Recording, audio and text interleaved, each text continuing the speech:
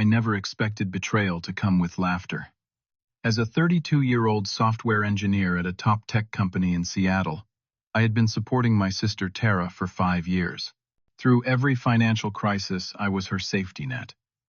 That evening at the upscale Italian restaurant, when Tara and her fiancé Jackson mockingly called me their walking ATM, something inside me finally broke. The way they laughed together while discussing their plans to upgrade to an even more expensive apartment at my expense felt like a knife in my back. Before I tell you what happened next, let me know where you are watching from, and hit that subscribe button if you have ever had to set boundaries with family members. My life changed drastically when I was 19. Our parents died in a devastating car accident on Route 17, leaving me to fend not only for myself, but also for my younger sister Tara. I was already in my second year at the University of Michigan studying software engineering, determined to build a stable future. With our parents gone, I juggled 3 part-time jobs while maintaining a full course load. I worked as a campus library assistant during weekdays, delivered food on evenings, and did programming freelance work on weekends. Sleep became a luxury as I pushed myself to excel academically while earning enough to support us both. Despite the grueling schedule, I graduated with honors 4 years later. My perseverance paid off when I landed a position at a leading technology company in Seattle with a starting salary of $145,000 annually. Even with this comfortable income, I maintained modest living standards, renting a 1-bedroom apartment for $1,600 monthly in a middle-class neighborhood, driving a used Honda Civic, and carefully budgeting my expenses. My goal was always to save for a house of my own someday, a dream I had been working towards since our parents passed. Tara handled our parents' death differently. The trauma hit her harder, perhaps because she was only 16 at the time. She dropped out of high school shortly after the funeral, despite my desperate attempts to convince her to finish her education. The responsible, studious girl I had grown up with transformed into someone unrecognizable, spiraling into what I later recognized as depression, masked by reckless behavior. She developed expensive tastes as a coping mechanism, as though material possessions could fill the void our parents left behind. Designer, clothes, luxury makeup, and nights out with friends became her priority. When she turned 18, she moved into her own apartment in downtown Seattle, refusing my offer to live together to save costs. She bounced between minimum wage retail jobs, never lasting more than a few months at any position. Her erratic employment history, coupled with impulsive spending habits, created a mountain of credit card debt that grew higher with each passing month. I watched helplessly as she sank deeper into financial trouble, but I never stopped viewing her care as my responsibility. After all, she was my little sister, the only family I had left in this world. When our parents died, I had promised myself I would always protect her. Little did I know how that promise would come to haunt me. The beginning of our unhealthy financial relationship started innocuously enough. 5 years ago, Tara called me in tears, facing eviction after losing her retail job at the mall. Without hesitation, I paid her $2,000 rent and covered her moving expenses to a new apartment. It felt good to help, to be the big brother who could solve problems. Tara was effusive with gratitude, promising to pay me back when she got back on her feet. I believed her. That first bailout opened the floodgates. Within weeks, she needed help with her car payment. Then it was her maxed-out credit cards accruing massive interest. Soon after came medical insurance premiums and dental work. Each time I transferred the money with the understanding it was a loan. Each time repayment never materialized. As months turned into years, her requests grew more extravagant. She needed a new MacBook for job applications. A weekend getaway to Portland would help her mental health. Designer boots were essential for job interviews. The justifications became flimsier, but my responses remained consistent. I opened my wallet. My dreams of homeownership receded further into the distance with each transaction. My retirement savings stagnated as hers became my priority. My friends noticed the pattern before I did. My best friend Martin, a financial analyst, confronted me during one of our monthly poker nights. "You are not helping her. You are enabling her," he said flatly. "She will never learn financial responsibility if you keep bailing her out." His words stung because I recognized the truth in them, but I brushed them aside. What was I supposed to do? Let my only sister struggle when I had the means to help? Then Jackson entered the picture. Tara met him at a downtown nightclub 18 months ago. She called me the morning after gushing about the hot music producer she had met. According to her, Jackson was on the verge of signing major artists and becoming the next big name in the Seattle music scene. In reality, as I would discover months later, he was a part-time DJ who occasionally played small venues for minimal pay. Jackson moved remarkably fast in their relationship. Within 2 weeks, he was practically living at Tara's apartment, the same apartment I was paying for. From our first meeting at a dinner, Tara organized something about him felt off. He had a practiced charm that never quite reached his eyes, and his interest in my career seemed less about getting to know me and more about assessing my financial status. My suspicions were confirmed when Tara called 6 months later, excitedly announcing their engagement. She needed $8,000 for the perfect engagement ring Jackson had picked out. Despite my reservations about their whirlwind romance, I transferred the money the same day. The diamond was unnecessarily large, the setting ostentatiously flashy, all meant to be displayed prominently on social media. Jackson never worked to contribute to that ring, making me the actual purchaser of their symbol of commitment. When Jackson officially moved into Tara's apartment, their demands escalated dramatically. The one-bedroom apartment I had been paying $2,200 monthly for was suddenly inadequate. They needed a 2-bedroom so Jackson could have a home music studio. The cost jumped to $3,000 per month in the same building, plus additional fees for parking Jackson's motorcycle. I agreed to cover the increased rent on one condition: they both needed to find stable employment within 3 months. They enthusiastically agreed, with Tara promising to return to community college, and Jackson claiming to have promising DJ gigs lined up. Neither followed through. Instead, Jackson quit his weekend DJ job entirely to focus on his music producer dreams, while Tara cycled through 3 more retail positions, never lasting more than a few weeks at each. As their financial dependence on me deepened, their gratitude diminished proportionally. Phone calls that once began with "thank you" now started with "we need." Text messages no longer acknowledged my help, but simply contained dollar amounts and deadlines. When I would visit their apartment, they would casually mention bills they needed covered, as though I was a utility company rather than a person making sacrifices. Tara's Instagram account particularly bothered me. Her page was filled with photos showcasing their luxurious lifestyle, with captions about blessed living and manifest your dreams. Not once did she mention that her brother was funding this lifestyle. She posed in expensive restaurants, flaunted designer purchases, and showcased vacation spots, creating a completely false narrative of self-made success. Jackson, meanwhile, had taken to making subtle jabs about my lifestyle choices. He would comment on how boring my job must be, staring at code all day. He once asked if I ever had fun, or if spreadsheets and budgets were my idea of excitement. During a family dinner I had paid for, he remarked to Tara, within my earshot, "Your brother really needs to get a life beyond work.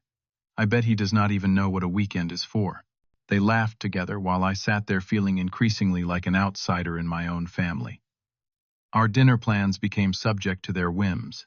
They would confirm, then cancel last minute if something more exciting came along. Twice I had made reservations at restaurants that required deposits only to sit alone when they texted 30 minutes after our scheduled meeting time that they could not make it. Yet when they needed money, they were suddenly available to meet immediately. What had started as brotherly support had morphed into something more demeaning. I was no longer Randolph Terrace brother who helped in times of need. I had become a walking wallet, an ATM with no limit and no expectations. The realization was gradually dawning on me, but I kept pushing it away. The financial burden had become crushing. Each month, I watched nearly $6,000 drain from my account to support their lifestyle. $3,000 for their luxury apartment rent, $350 for utilities they never conserved, $450 for Tara's car payment on a vehicle far beyond her means, $200 for her car insurance, $800 toward her credit card minimum payments, $1,200 loaned to Jackson for music equipment. He rarely used. These expenses forced me to completely abandon my 5-year plan to purchase a home. The down payment I had been saving for years remained stagnant, while Seattle housing prices continued to climb beyond reach. I had to decline a vacation with friends to Japan because I could not afford it after covering Tara's shopping spree that same month. Martin became increasingly blunt in his advice. This has to stop, Rand. They are using you, and it is never going to end unless you end it. The worst part is that you are not actually helping her. You are keeping her from growing up and taking responsibility. His words echoed in my mind, but I always found excuses. What if cutting her off sent her into a worse spiral? What if she ended up homeless? The weight of being her only family member felt overwhelming. Then came the phone call that would change everything. Tara called on a Wednesday afternoon, her voice unusually bright. Randolph Jackson and I need to talk to you about something important. Can you meet us for dinner tomorrow? I felt a surge of hope. Perhaps they had finally found jobs. Maybe they were planning to start repaying me. Could they be turning things around? At last I made reservations at Bella Vita, an Italian restaurant we all enjoyed. Not the most expensive place in Seattle, but with good food and a pleasant atmosphere where we could have a proper conversation. As I drove to the restaurant the following evening, I rehearsed an encouraging speech. If they were making positive changes, I wanted to be supportive. I even considered offering to help Tara with community college tuition if she was serious about returning to education. For the first time in months, I felt optimistic about our relationship moving in a healthier direction. I arrived at Bella Vita 15 minutes early, securing our table by the window with a view of the Seattle skyline beginning to light up as dusk settled. The restaurant was moderately busy for a Thursday, with the gentle hum of conversation and the occasional clink of glasses creating a pleasant ambiance. I ordered a glass of water and waited, checking my watch periodically as the minutes ticked by. 15 minutes after our scheduled time, I sent a text asking if they were on their way. 30 minutes later, I called, but got no answer. At the 45-minute mark, just as I was considering leaving, they strolled in casually, Tara in a new dress I did not recognize, and Jackson wearing an expensive leather jacket. "Sorry we are late. Traffic was awful," Tara said without much conviction. Before I could respond, Jackson was already speaking to the host. "Is there any chance we could move to the VIP section?" He gestured toward the elevated area with leather booths and premium table service where the restaurant's most expensive items were served. I started to explain that I had specifically reserved this table, but they were already following the host to the VIP section, leaving me to trail behind with our server, who gave me a sympathetic look. Once seated in a booth that undoubtedly came with a premium charge, Jackson immediately ordered a bottle of Barolo, a $200 wine I recognized from the menu. "This is a celebration after all," he declared, though I had no idea what we were celebrating. Tara giggled beside him, examining the menu and pointing out the lobster ravioli and aged steak options, the two most expensive dishes available. "So you guys wanted to talk about something," I prompted, hoping to steer the conversation toward whatever important matter had prompted this dinner. Jackson leaned back, draping his arm around Tara. "I have got a huge gig coming up, opening for this Seattle DJ at Numos. It is practically confirmed." "That is great," I said cautiously. "Does that mean you will be earning a steady income?" He waved dismissively. "You know how it is in the industry. Exposure first, then the money flows." "But speaking of money..." He looked at Tara, giving her a nudge. Tara set down her menu and reached for my hand across the table. "Rand, we have been thinking. Our apartment is getting a bit cramped, especially with all of Jackson's equipment. We found this amazing place in Capitol Hill. 2 bedrooms plus a den that would be perfect for a studio space." My stomach tightened. "How much?" $4,500 a month, but it includes parking and has a rooftop deck," she rushed to add, as though these amenities justified the price tag. "And we would need first and last month's rent plus deposit, so around $13,500 to move in. But you know I am good for it once I land a steady job." I took a deep breath, feeling something shift inside me. "Do you have any job prospects lined up?" "Either of you?" Tara's smile faltered slightly. "Well, not at the moment, but Maybe it would make more sense to focus on finding jobs before upgrading your living situation. I suggested gently. I would be happy to help once you both have stable income.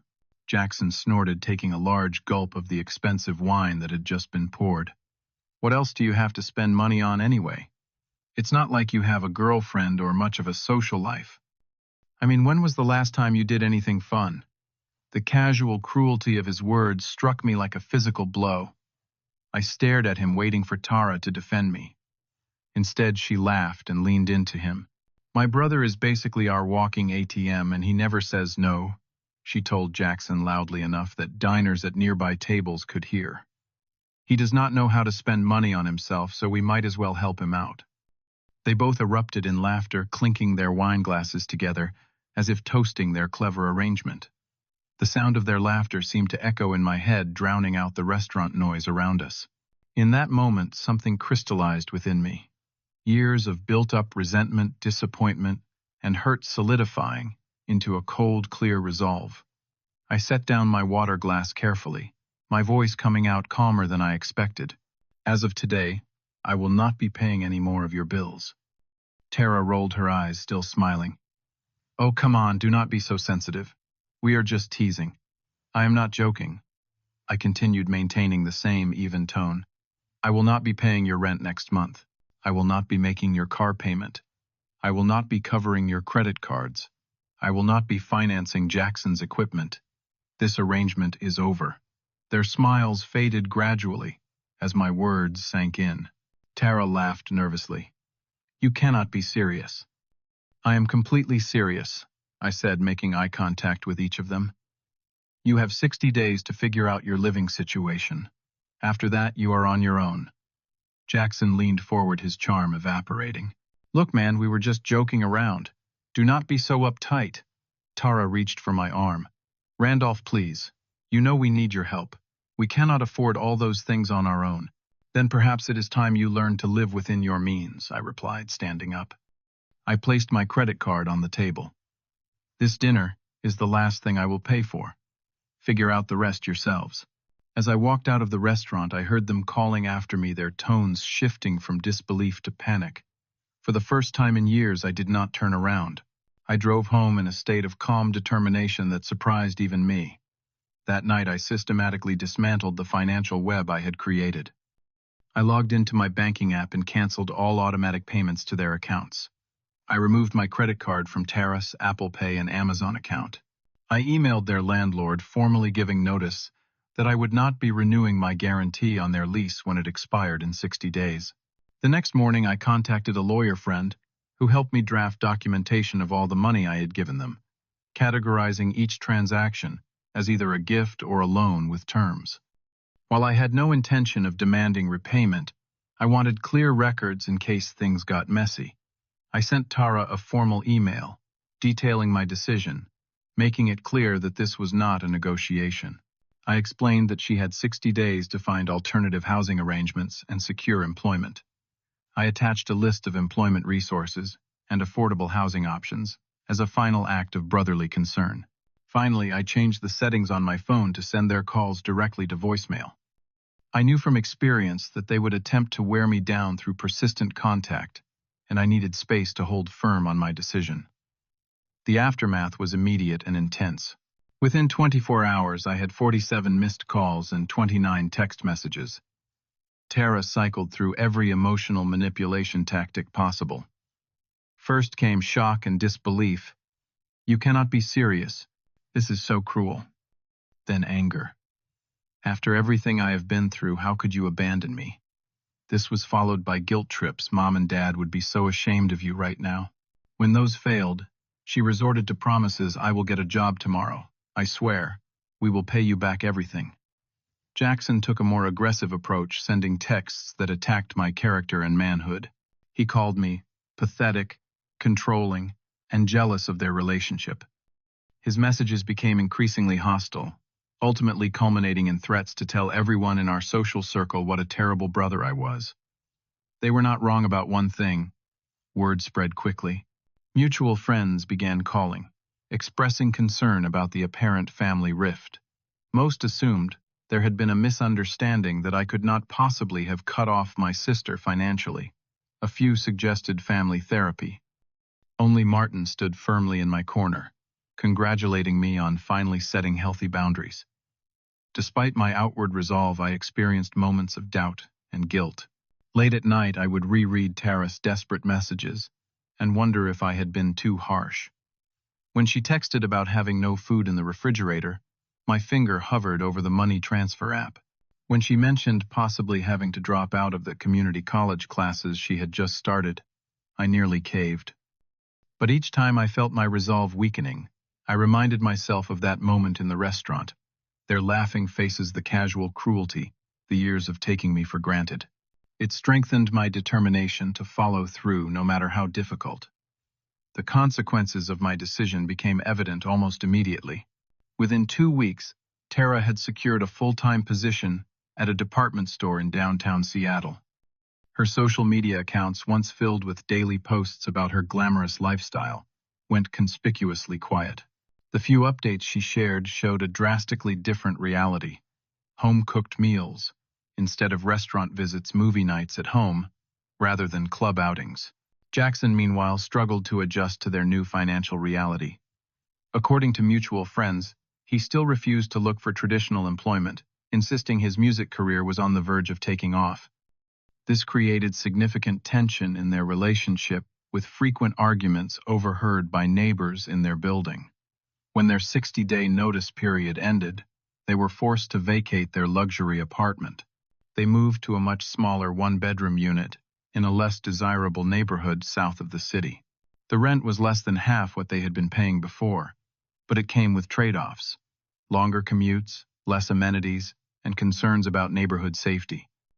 I heard through mutual friends that they had started selling off possessions to make ends meet. Tara's designer handbag collection appeared on consignment websites. Jackson's motorcycle was listed for sale.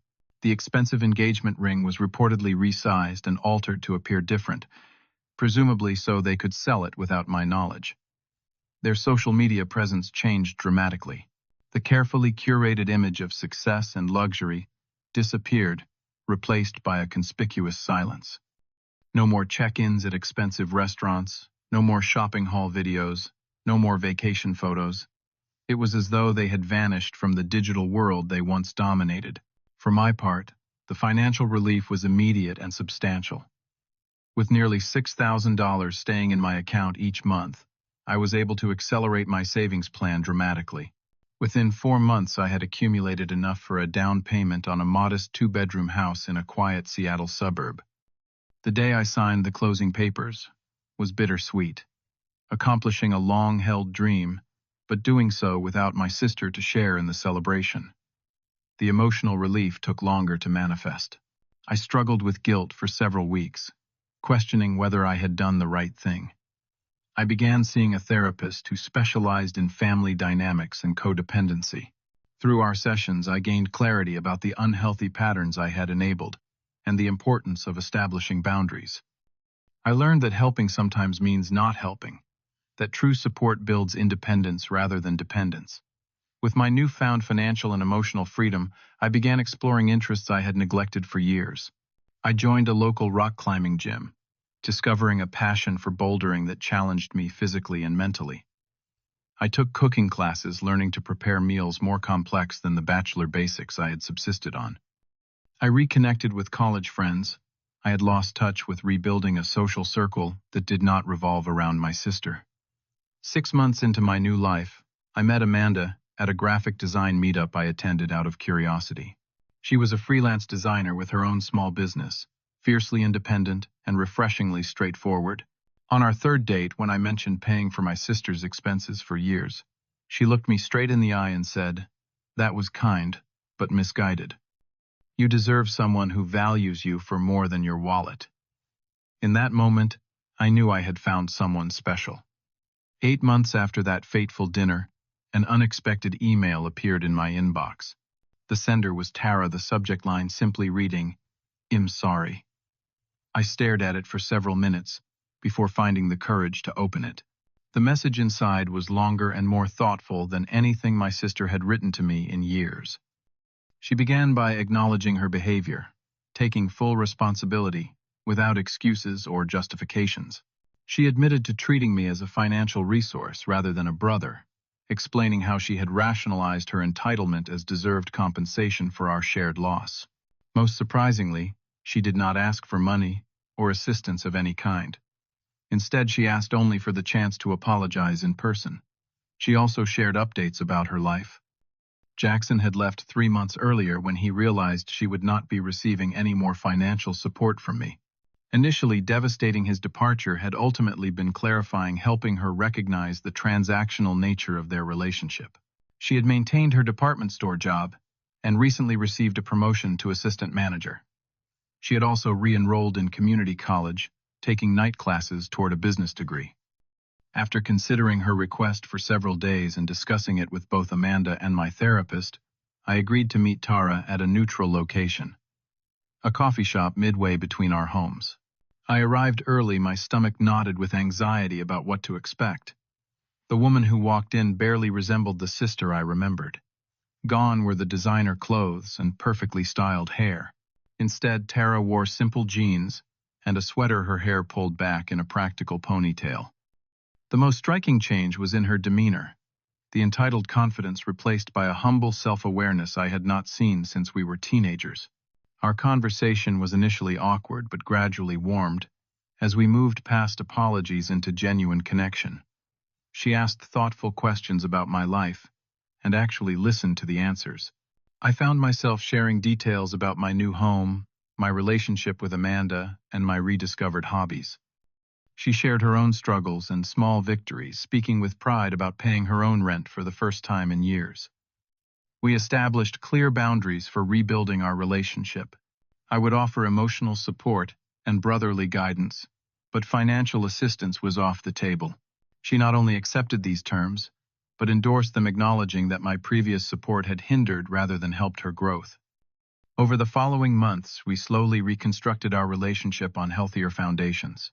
We began a tradition of Sunday dinners, sometimes at my house with Amanda, sometimes at her modest apartment, with each of us taking turns cooking. These gatherings were initially tense, but gradually evolved into genuinely enjoyable family time. Looking back on this journey, I recognize now what took me years to understand. There is a profound difference between generosity and enabling. True generosity builds others up and fosters independence. Enabling, despite good intentions, creates unhealthy dependency and resentment on both sides. I also learned that sometimes the most loving thing you can do for someone is to say no. By refusing to continue our unhealthy pattern, I ultimately gave Tara the opportunity to discover her own strength and capabilities. She has grown more in 8 months of financial independence than in 5 years of dependency. For anyone facing a similar situation with family members, remember that your worth extends far beyond your capacity to provide materially. Real love sometimes requires difficult boundaries, and those boundaries might be the greatest gift you can offer to someone who has lost their way. Have you ever had to set difficult boundaries with people you love? What happened afterward? I would love to hear your stories in the comments. If this resonated with you, please hit like and subscribe to hear more real-life experiences about family dynamics. And remember to share this video with someone who might need to hear this message today. Thank you for listening to my story. And remember, sometimes the hardest decisions lead to the greatest growth for everyone involved.